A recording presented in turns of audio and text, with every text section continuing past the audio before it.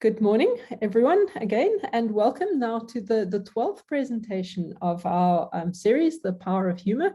This will be the final presentation in the first half of the series. We'll take a break, a winter break for us now, and then pick up again around about the end of July, beginning of August, when our second semester starts. So today, I'm very happy to introduce to you Dr. Robin Crigler.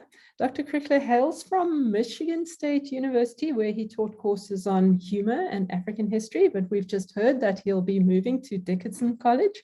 He has a strong connection with South Africa, it seems, having written a dissertation on a social and cultural history of South African humor from 1910 to 1961, where he studied humorists like Stephen Black, R.R. Dhlomo, Herman Charles Bosman, and K.C. Motsisi.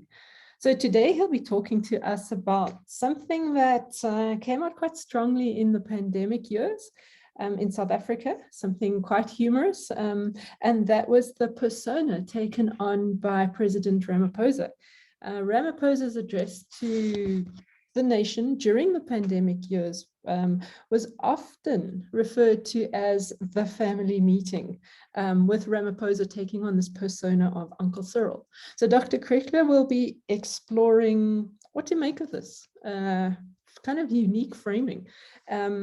So Robin, thanks so much for joining us, and welcome, and over to you.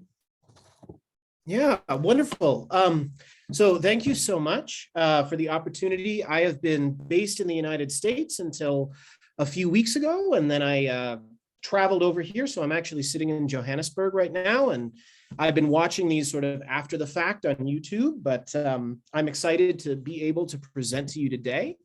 And let me share my screen. My apologies in advance, because I'm actually going to be referring to the text of my paper on this tiny little phone here. So hopefully that will work. Let me share my screen and get this going.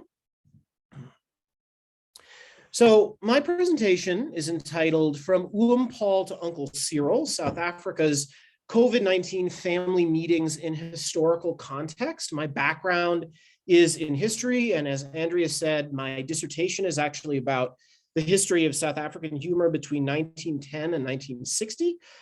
So that's the side that I am coming at things, but this is a project that was born out of me sort of sitting on my hands, not being able to go to South Africa in 2020, but watching the pandemic play out sort of through social media, and especially through the stand-up comedians that I talked to.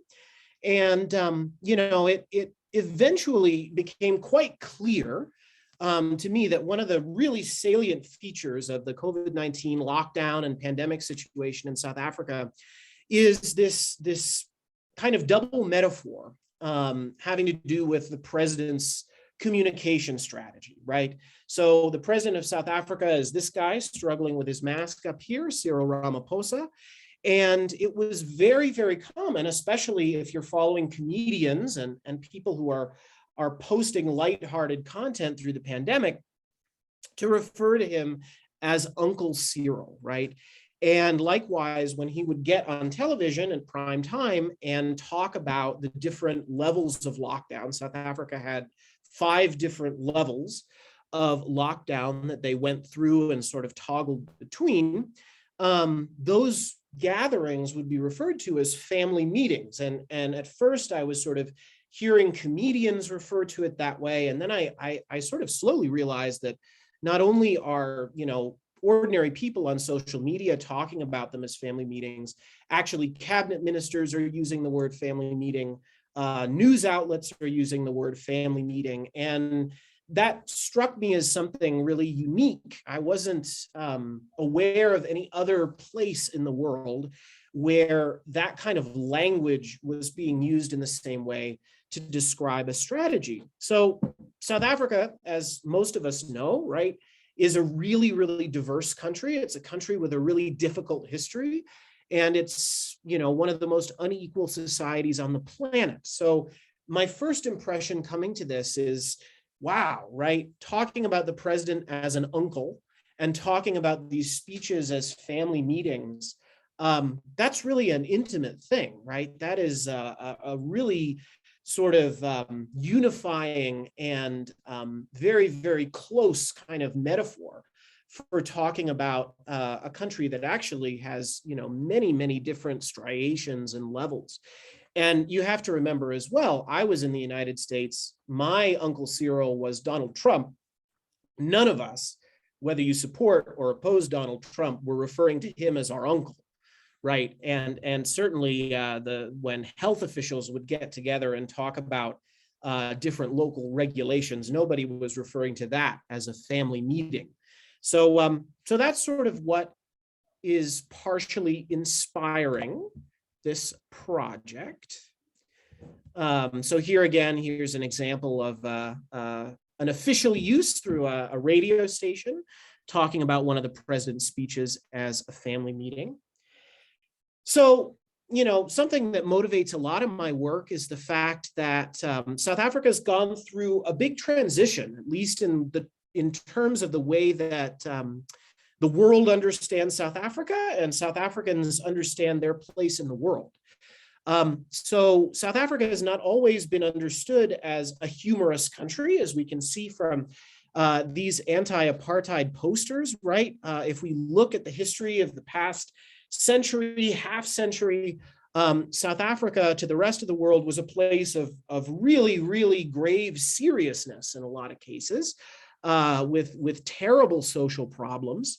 And likewise, when you talk about sort of scholars approaching resistance and anti-apartheid activism, you also encounter a real suspicion of really anything lighthearted when you're talking about the apartheid era. There's, a paper, for example, from the 70s by a guy named Dodson, which talks about Drum Magazine, and for me really exemplifies this kind of hermeneutic of suspicion. That anything that communicates any kind of joy or mirth, particularly among the Black population in South Africa, is kind of inherently suspect. And from that place in the 1970s through to the present day, I think you see a real transition. In places like the United States, everybody knows who Trevor Noah is, for example. I don't need to explain who he is. And not only is he a, widely recognizable media figure, he's also a best-selling author, right? Explaining his childhood during the apartheid, post-apartheid transition. But then within South Africa, we see the prevalence of stand-up comedians beyond Trevor Noah within popular culture. We see the proliferation of, meme groups and all kinds of manifestations of humor. I could talk about advertisements, right, which are often written by stand-up comedians for companies like Nando's and Chicken Licken that really often get into sort of South African identity and what it means to be South African. So South Africa has undergone this real shift from being understood as a humorless place to understanding itself, I think, as a place where people are very, very resilient and use humor to deal with these social problems, which still, unfortunately, are very, very much here. So I was not in South Africa, and a lot of this discourse was happening on social media. So I think it makes sense to actually ask the question sort of what is social media doing? And, I recount that briefly in the paper. So with social media and studies of social media in Africa, I think, just like in a lot of places in the world, you see a real transition in the way that it's understood, right? I remember in 2011, following actually, like I was glued to a Al Jazeera feed when the Tahrir Square revolution in Egypt was going on. And it seemed like all the commentators were talking about how Twitter in particular was this, incredible iconoclastic medium that was going to bring about democracy around the world because nobody could censor it, et cetera, et cetera. And today I feel like we're in a very different place with social media. I think that the proliferation of disinformation campaigns in different parts of Africa, including South Africa, as well as everything going on in the United States and our debates over censorship on social media, have really sort of changed the tone among both commentators and scholars about what social media does, what work it actually does in the world. And I think that part of this comes from the fact that, frankly, it has replaced a lot of legacy media around the world. So whereas the initial issues that Twitter and WhatsApp and Facebook were meant to circumvent, which were these issues surrounding censorship and gatekeeping, once those platforms sort of surpassed and absorbed a lot of those news outlets and now mediate the way that people access that news, they've kind of taken on those same problems. So I think that's a caveat that's worth getting into. Now, some context on the COVID-19 pandemic in South Africa. I probably don't need to go really, really deep into this. But South Africa's had almost 4 million reported cases of coronavirus since the pandemic began. It's the most affected country in Africa. This is actually a map from 2020, but I don't think the proportions have changed that much. So when coronavirus was first detected in South Africa, it originally came from some fairly well-off white South Africans who had come back from a trip to Italy. Very, very shortly after they arrived in the country, there was a very, very strict lockdown announced by the president, which included some features that were not present elsewhere in the world. So South Africa actually, for the first, I believe it was 5 weeks of that lockdown, banned things like outdoor exercise, like alcohol and like tobacco.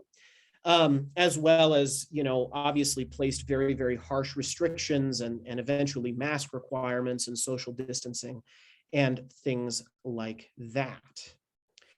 Now, in terms of internet use in South Africa, because we're going to be looking mostly at tweets today, South Africa is in a pretty good place vis-a-vis the African continent when it comes to internet use. So the current numbers that I found were that in the United States, it's about 89% of the population that uses the internet.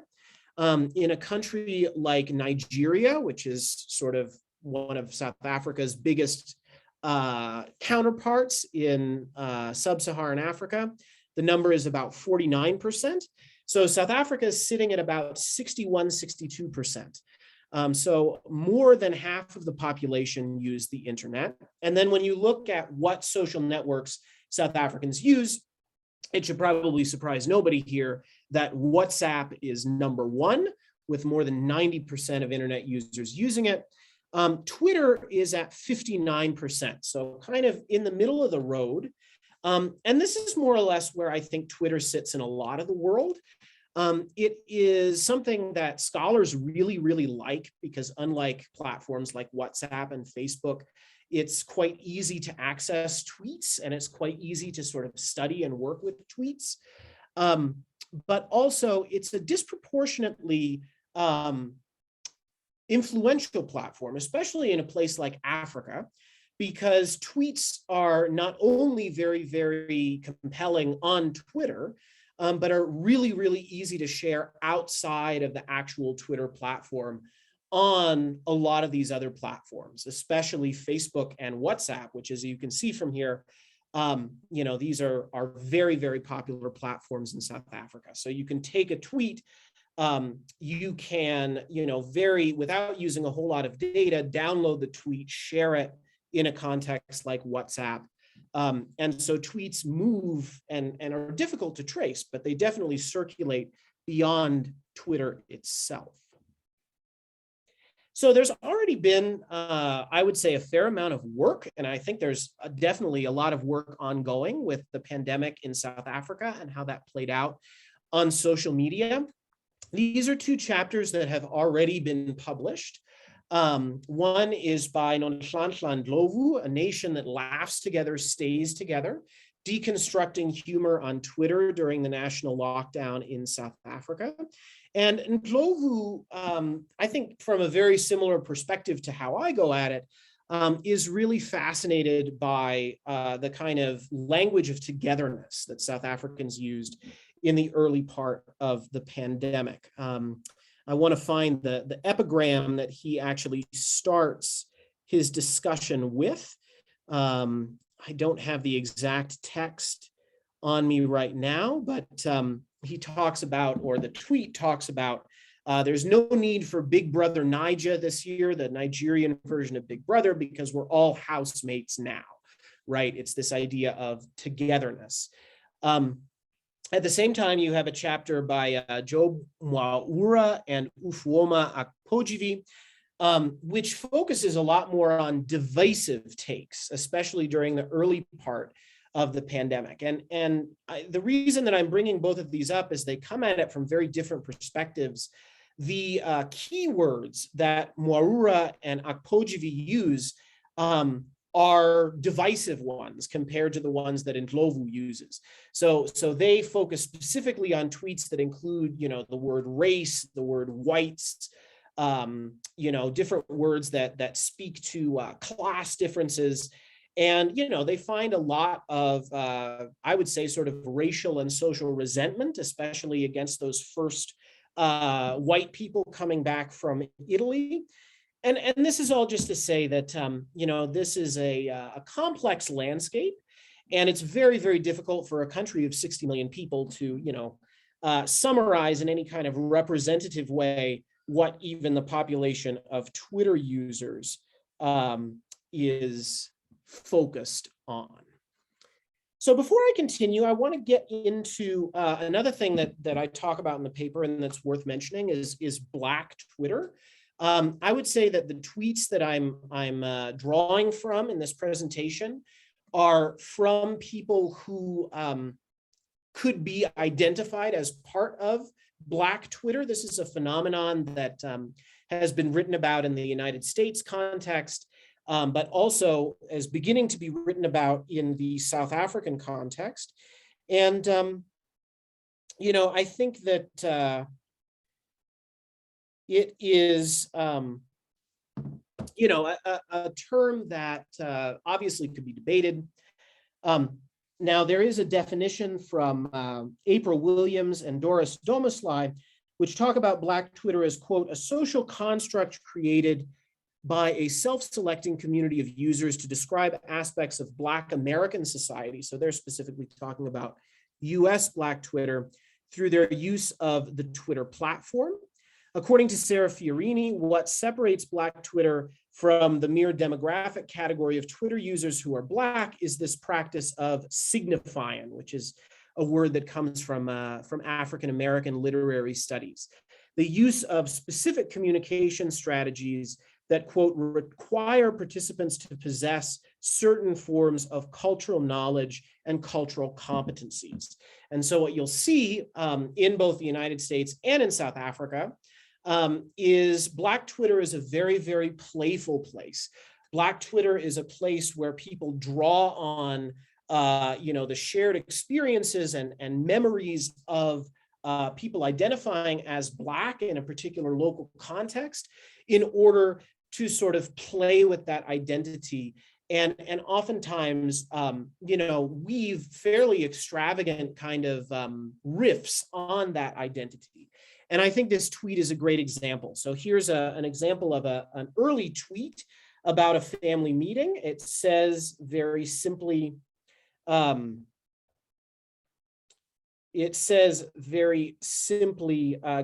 we are called for a family meeting at 8:30, and includes this picture of soccer players bringing chairs.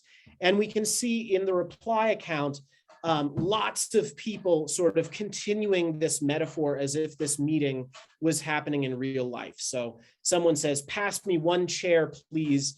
The original account says, you take the carpet, bro, no chairs anymore. It's a lot of us. To which they say, hi, abafige latte bastati carpet. isn't it supposed to be first come, first serve Kanti? So those who arrive late can take the carpet, right? And then the original account says, Kona nama breadwinner angiti. Then there are breadwinners. Hola, bro, sorry, bro, there's nothing we can do, right? So referring to this family meeting as if it's a real family meeting going on in real life. And then there are other replies talking about, you know, guys, gents, here is meat, here's the salt. Another person, you know, writes, the meat is ready, go and eat. And they upload a picture of like a, you know, full shisenyama spread. What was the meeting about? I was sleeping. So it's this very, very playful process of kind of making these metaphors and treating them very literally. But before we continue, I want to talk about the way that kinship terms get used in South African languages. So family meetings are part of it, and kinship terms are another part of it. South Africa is a place where fictive kinship is a very prevalent part of everyday language. And so when you talk about referring to the president as Uncle Cyril, you know, in Afrikaans, for example, there is a respectful use of the terms for uncle and aunt for all older strangers. And likewise in Zulu, what you'll find is people referring to strangers as brother or sister if they're roughly the same age, or mother and father, ubaba and umama for older strangers. A lot of the words for aunt and uncle are sort of derived from the words for mother and father. So there is definitely a tradition of referring to people in multiple languages by family terms, even that you don't necessarily share a blood relation with. And indeed, there's a deep history of this in South Africa. So I talk about in the paper how the first great example of this is Paul Kruger, who becomes known not just in South Africa, but around the world as Paul, Uncle Paul in Afrikaans. And this ends up being a really, really powerful metaphor for the way that people understand him. This is the guy who leads basically the Boer Republic's effort in fighting against the British Empire at the dawn of the 21st century. And, you know, people talk about, commentators, war correspondents talked about this uncle thing in different ways. For an American writer named Howard C. Hillegas, you know, the fact that he was referred to as uncle by his people is a reference to sort of the degree to which he was kind of a tribune of the common white man in the Transvaal fighting against the British. But if you go and you read accounts from, you know, British writers or pro-British writers like Julian Ralph, they focus on the fact that, you know, he is referred to as uncle because the Boers are such a parochial and uncivilized people, right? We see here that cartoon, The World According to Kruger. He famously believed that the world was flat. That was a really popular sort of meme about him. He's smoking a pipe and the cloud says ignorance, and he's sort of sitting in the way a child would sit. So the fact that he was an uncle kind of represents everything that the British portrayed themselves as fighting against, right? This narrow-mindedness, this reluctance to sort of participate in the modern world and capitalism and civilization as the British would have it. And of course, we also have the father of the nation in South Africa. We have Tata Madiba or Tata Mandela, Nelson Mandela. I talk in the paper about how the idea that South Africa needed a strong father figure actually dates all the way back to Olive Schreiner and earlier. But once Nelson Mandela gets released from prison in the 1990s, you get this just absolute outpouring of expressions from within South Africa and around the world. This is a banner from a museum in Cape Town, which talks about Father Mandela, which refers to him as kind of this saintly, almost otherworldly father figure. And of course, the flip side of that is that his second wife, Winnie Mandela, is referred to oftentimes as the mother of the nation. And of course, there's a lot more sort of controversial historical context with that.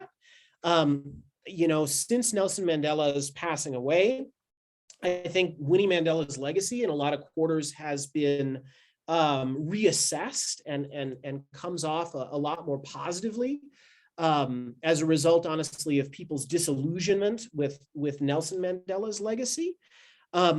So you see that South Africa is a country that has had these familial figures kind of in the public consciousness and has been debating that for a long time, for well over a century now.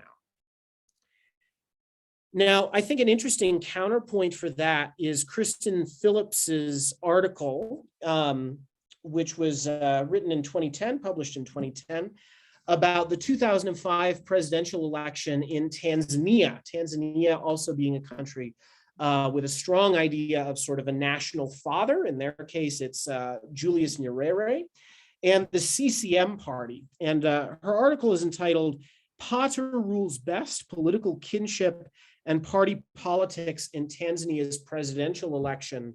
And it essentially traces how the CCM party in Tanzania was able to maintain kind of the best of its history as sort of conflating itself with the father of the nation, occupying this patriarchal role or paternal role within the country, while also managing the fact that Nyerere was no longer around. So they sort of, at the same time, were able to transfer that fatherly identity from Nyerere himself to the party, and then they were able to balance that with sort of younger figures within the CCM. So they were able to essentially kind of take advantage of both the youth of the new leaders of the party and this historical fatherliness. So one quite striking thing, I think, when you take the story back to South Africa after Nelson and Winnie Mandela's passing, is the fact that the African National Congress, the current ruling party, has not been able to occupy that space, right? This is Jacob Zuma, former president of South Africa, very, very controversial figure. And people did refer to him as father. But they referred to him as father in a very specific way. This is actually a dance, a house music track called Ubaba Gaduduzane, which is a riff on a slogan that this guy at the lower right, Julius Malema, would use actually as an insult to derisively refer to Jacob Zuma in public, because it means father of Duduzane. Duduzane Zuma's son, or Duduzane Zuma is Jacob Zuma's son, and he was working for the Gupta family, this very, very corrupt, scandal-ridden business family in South Africa. And so, Zuma's fatherliness gets played up in a lot of different ways. I think it also has a lot to do with his kind of traditional Zulu background. But it's not a reverential fatherliness in the same way that you see Tata Madiba or Mama Winnie. So then we come back to Uncle Cyril, right? He's somebody that South Africans know all the way back to the 1980s. He was a prominent figure within trade unionism, ANC Secretary General, constitutional negotiator. And, you start to see early on in the pandemic that Uncle Cyril is a trending phrase, right? The most popular tweet from the early days of the pandemic, which does this with 2,000 likes, shows Cyril Ramaphosa lifting the 2019 Rugby World Cup trophy, and it bears the caption, "I just want to see Uncle Cyril this happy again," a reference to the dour nature of the president's coronavirus speeches. Many popular tweets reflect a spirit of playfulness alongside a sense of increasing dissatisfaction with the country's pandemic response, right? And so I have some examples of that here. So in those early days, the positive framing of Uncle Cyril forging South African unity through quote unquote family meetings was promoted actively by the media. In fact, here you can even see this is a Comedy Central screenshot, which began referring to coronavirus-related addresses as family meetings and headlines.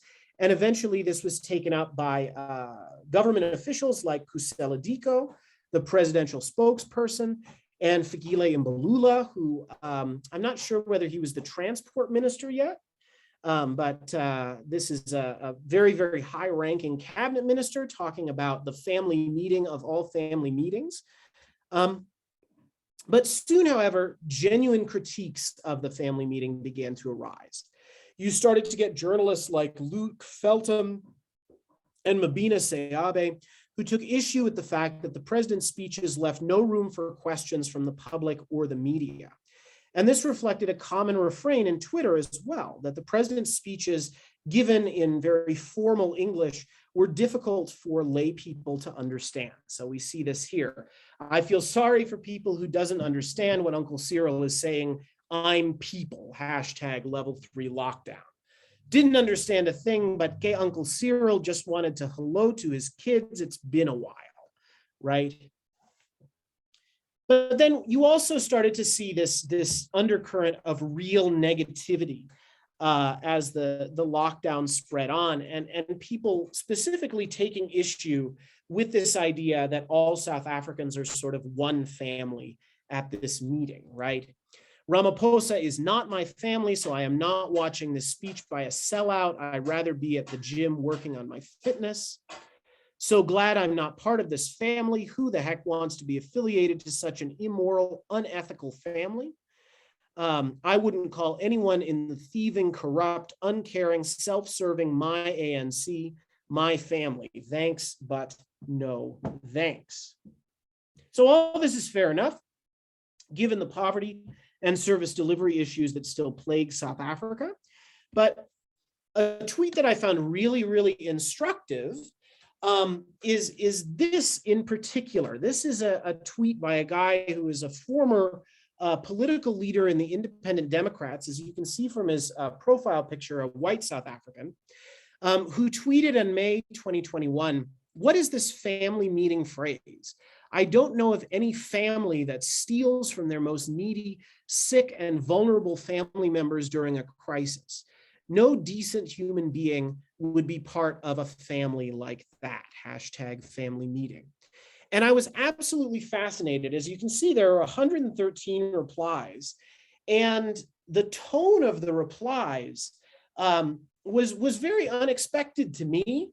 It was a real learning moment for me, and I think again speaks to the people replying, actually using this word in a very, very different way than I had been accustomed to seeing it, right? So like we saw in that early tweet where the idea of the family meeting is taken very literally, people start talking about their experiences at real family meetings, right? So someone says, "You'd be surprised. Cupcake," which is a sort of derisive nickname for Ramaphosa, "is that drunk uncle who we wish wasn't part of our family, but he keeps getting invited to family reunions because elders believe he's a decent human when he's sober, yet he loots at these reunions and those who call him out get disowned." But families really do be like that, though. Like, I think the whole point of calling it a family meeting is because this is exactly how family meetings usually go in our households. The head of the household calls, summons you, yet afterwards you leave with more questions than you had coming in. Standard procedure. That's what families are like, but they family, what can you do? So these tweets subvert the ideological value of the family meeting narrative by interpreting it literally rather than sentimentally or metaphorically. Through the lens of South Africa's Black Twitter, discussing the family meeting as a shared institution, however imperfect, transforms Simon Grindrod's tweet into a site of signifying as well as exchange with Grindrod's other followers. And there's another tweet from July 11th, 2021, which received more than 3,500 likes, that illustrates this deflationary narrative of the family meeting even more vividly. So it says, President Ramaphosa is like those rich uncles who drives a Fortuner, which is a big Toyota truck, call a family meeting just to remind everyone how poor they are, throwing away trash emoji, hashtag family meeting. And the picture of Ramaphosa holding the Take 14 card in Uno is the picture that accompanied that tweet. And the reply is sort of, again, they continue this metaphor, this idea, and leave 350 Rand for each of them and tell everyone to contact him when they need something. That uncle who wears Skop and Boboza shoes and crosses his legs while telling the family they need him more than he needs them. Right. Please, Mr. Ramza Kawenze Ngetahu Yini Siklaniwe. Please be kind to us if we are thirsty. Right. So this idea that actually, no, this is an appropriate way to think about these gatherings, because at actual family meetings, you have rich people in the family who throw their weight around, make all kinds of pronouncements because they have that economic power to do so. So for these writers, uncle is not so much a sentimental term of endearment as an apt description for an erratic, capricious government that nevertheless demands one's allegiance. The signifying evident in these replies and elsewhere suggests that this kind of avuncular behavior derives from the Black South African experience of extended family relations, although similar ideas about uncles are certainly found elsewhere. An important point within these exchanges seems to be that, as opposed to the consistency of a parent, an uncle's behavior exemplifies inconsistency, ostentation, and unreasonable demands, qualities that might well describe the African National Congress in 2021. So in South African Black Twitter's interpretation of family meeting language, such gatherings are not part of an isolated, sentimental domestic domain, but are sites for the naked exercise of power by the privileged, by men, by elders, by breadwinners over their subordinates, mostly women, youth, and non-earners. Indeed, besides COVID, one frequently encounters references to the family meeting in discussions of gender-based violence, usually in ways that stress the institution's inadequacy in addressing the problem. So here's an example that doesn't have to do with coronavirus, but again, is talking about the attempt to resolve a case of domestic violence through a family meeting, right? And there are actually some authors who have written about this in the context of sort of fighting gender-based violence in South Africa. C.S. van der Wal, Formal and Informal Dispute Resolution in the Limpopo province. And most recently, Elena Moore, My Husband Has to Stop Beating Me and I Shouldn't Go to the Police, Family Meetings, Patriarchal Bargains, and Marital Violence in the Eastern Cape province.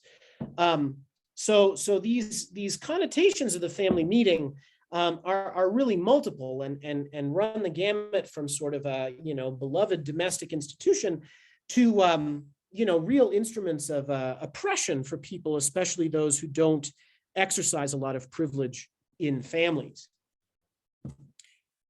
So I'm about ready to wrap this up. I think that a part that I'm interested in sort of diving deeper into is this potential sort of point of intersection with Achille Mbembe's work on vulgarity and obscenity in African post-colonial contexts, right? Because a lot of what he says about the intimacy that's shared between African publics, post-colonial publics, and post-colonial states, I think echoes this kind of dysfunctional family dynamic, right? He says the post-colonial relationship is not primarily a relationship of resistance or of collaboration, but can best be characterized as convivial, a relationship fraught by the fact of the commandement and its subjects having to share the same living space. Precisely this logic, the necessary familiarity and domesticity in the relationship, explains why there has not been the resistance or the accommodation, the disengagement or the, quote, refusal to be captured, unquote, the contradiction between overt acts and gestures in public and covert responses. Instead, this logic has resulted in the mutual zombification of both the dominant and those apparently dominated.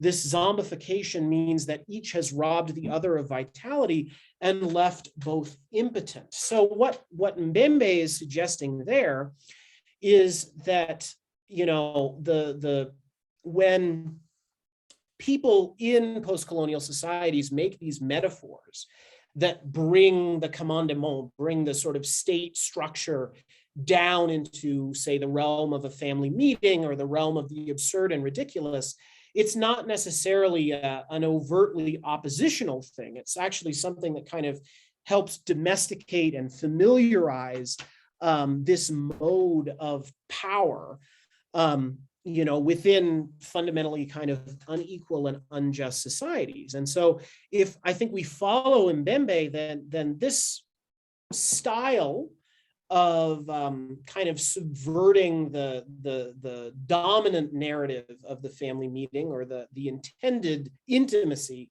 of the family meeting, you know, kind of leaves us with the conclusion that people are interested in connecting it to the unjust and capricious exercise of power within households and families, but not necessarily in a way that is attacking either one of those structures, right?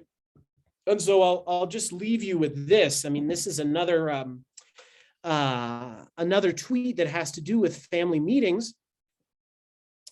This is something that isn't specifically coronavirus focused, but the tweet says they'd call a family meeting just because you block their slap with a hand and be like, "Mpumi ubefuna ukumbulala ekseng." So Mpumi, a person's name, wanted to kill me today, right? Or this morning.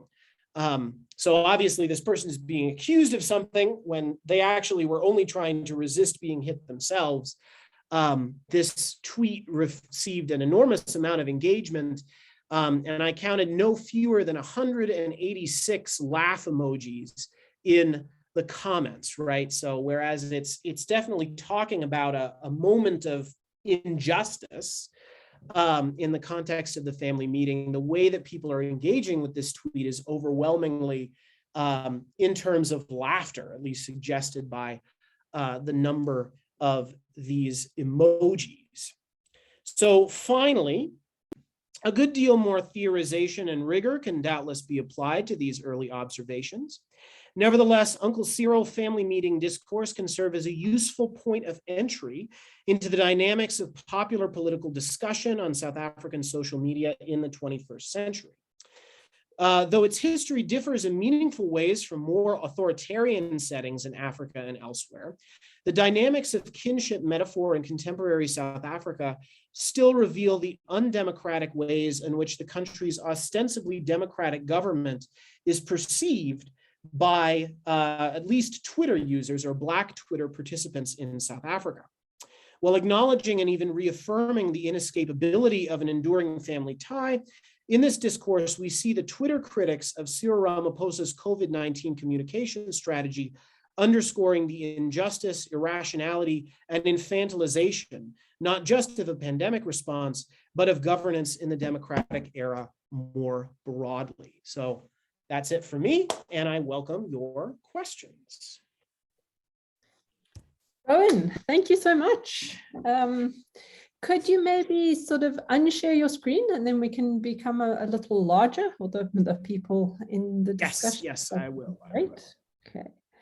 Okay, so in the meantime, thank you. That was wonderful. And what I just want to say is this power of humor that you kind of or you speak about, this power of humor to kind of subvert this dominant narrative, this kind of superficial, sentimental, domestic, slightly ironic but loving kind of discourse about the uncle, that power of humor as it is kind of expressed on Twitter and all of that, to shift our thinking towards this deeply kind of important issues about unjust, as you say, and capricious use of power. And I think that was fascinating. It was an incredibly wonderful demonstration of the power, as I said, of humor. So thank you for that. Thank you very much. And I am going to pass you over to Jenna, and Jenna will help sort of mediate questions and comments from people in the audience. But thank you very much. That was wonderful. Thanks, Andrea. Yes, thanks very much, Robin. You didn't leave us much time for questions, though. You just had far too much to say, and it was fascinating. I agree with Andrea completely. So fascinating, and I have to commend your pronunciation of African languages. Really spectacular. So before I go on to questions, anyone, you can either pop a question in the chat box and I'll address you, or you're welcome to just put your hand up because we have such little time. Okay, I see Jason's popped his hand up. So I'm going to hand over to Jason. And if there's time, I really want to just get to a question, Robin. Okay, take over, Jason. Thanks very much, and thank you for the presentation. I just wanted to note that there's not sort of an additional feature here is the ambiguity of Cyril Ramaphosa's own legitimacy. So there's play about the fact that Ramaphosa, is a successor to someone who's a much more problematic patron figure. And also, he's president of a polity that is, as you've noted, quite divided. So I think there's something interesting in the fact that this kind of ambiguous, semi-respectful figuring of the uncle taking charge of the meeting, which, as you noted, were non-voluntary and were mandated because they were what they were emergency updates with no questions from the press. Which became mandatory as a legal requirement of stating an extension of a state of emergency. So something that I think is interesting is that there's, I'm interested at least in the kind of shared distancing. Like there are diehards in the ANC who have doubts about Ramaphosa himself. There are people from different polities who have other doubts. There are people who are disappointed in the party, but for non-overlapping and quite distinct reasons. But this idea of we find ourselves in a position of deference, but it's a critical kind of a deference. There's an expectation of piety, but there can be irony about it.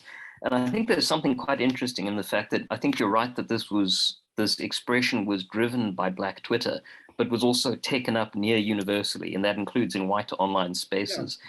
This figuring was there. And I think there's something very interesting in the fact that the irony could be shared, even though it was sort of multivalent. The reasons people had for ironic distance were quite varied, but they dovetailed. Yeah. And I mean, I'm sure that you're aware of that, but I think that's something useful. And my Parthian shot is just to say that you can see some of this reflected in the other meme about Cyril Ramaphosa, which is the recurrence of his shock. Another joke online about Cyril Ramaphosa is that when faced with any wrongdoing that he ought to have been aware of, he would be shocked. And this is something that people effectively roll their eyes at now in a collective ironizing, like everyone maintains for various reasons a kind of ironic distance. And that's something that I think is, you pick up on I liked your use of the idea of the uncle figure as capricious and inconsistently entitled to the authority that they wield. Yeah. So I'm not sure how much of that functioned as a useful question, but those were the thoughts that popped up. Thank you. Yeah, no, I think it speaks exactly like to that early tweet about everybody like getting the chairs themselves and then some people having to sit on the floor.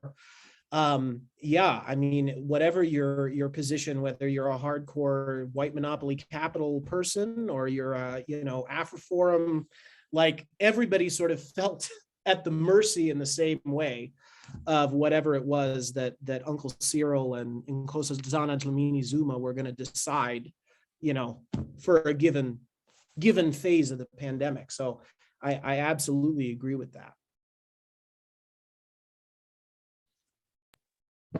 Thanks very much, Jason. Robin, I have Gary that wants to ask you a question. So Gary, you can just put your camera on and then you can pose your question to Robin. Awesome. Thanks, Robin. And thanks for a very extensive coverage of the thing. I think it was great. So, I mean, I'm interested for you as an outsider, whether you think the family label helped or distracted from the whole COVID exercise, you know, in terms of communicating the critical stuff in terms of COVID. I mean, I think that the fascinating thing for me is that I mean, one of the things that social media does, and I say this in the paper, is it does like multiple things at the same time. So Twitter can serve as these spaces that people really like, you know, serve as alternative spaces for people to actualize themselves and stuff. And then Twitter can also do really horrible things to society. And both are true.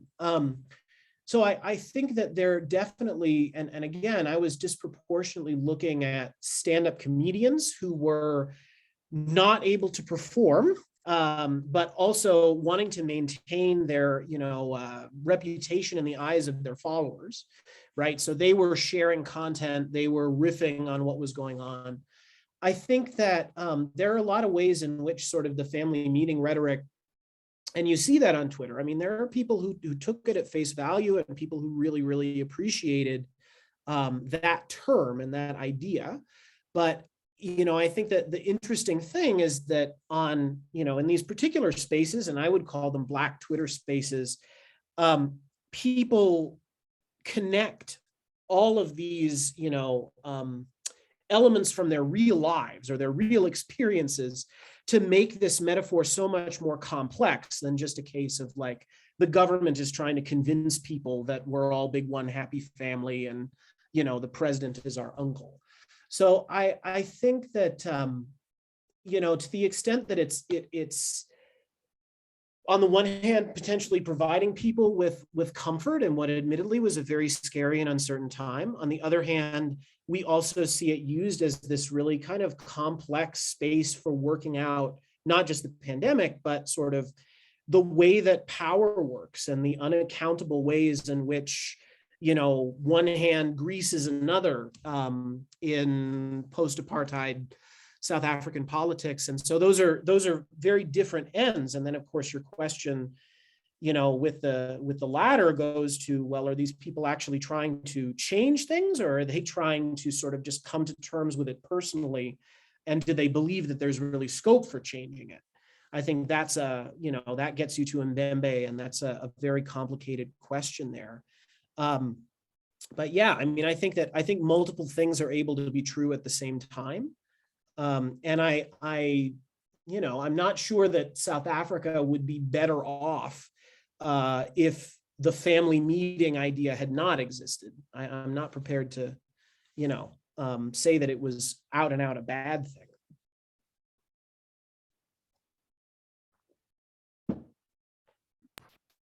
Thank you.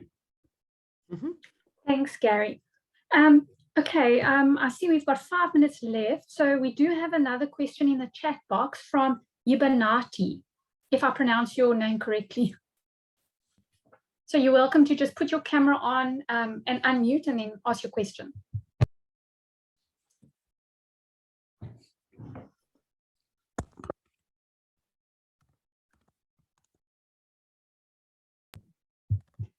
Hi, Yibanati, you were unmuted and now you've gone mute again.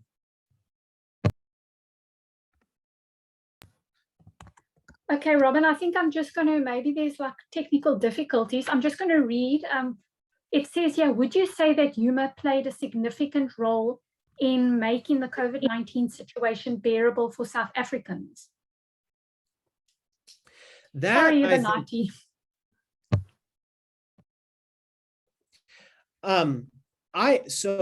You know, there's the question that Gary asked about the government communication strategy, and then there's the question about just humor generally. I definitely think, I mean, from where I'm sitting, and again, you know, I work with stand-up comedians, I'm very biased. I'm not impartial when it comes to that kind of thing, but I definitely think that when you look at not just the family meeting stuff, not just the Uncle Cyril stuff, I think about When People Zoll, right? That song from the early pandemic.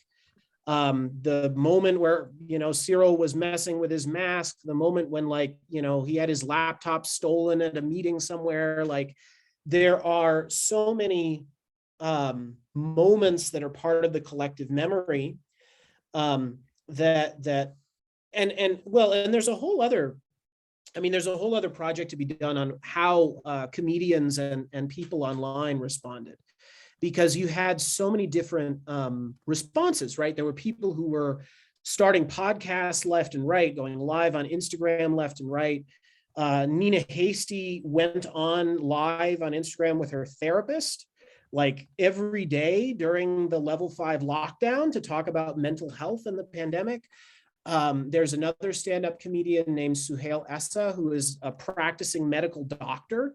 So his Instagram live, like, combined the comedy side with actually, like, I'm literally a doctor, so I'm providing you, reliable advice about the pandemic. And yeah, I mean, I was looking at KG Mohadi's videos from early in the lockdown. I think that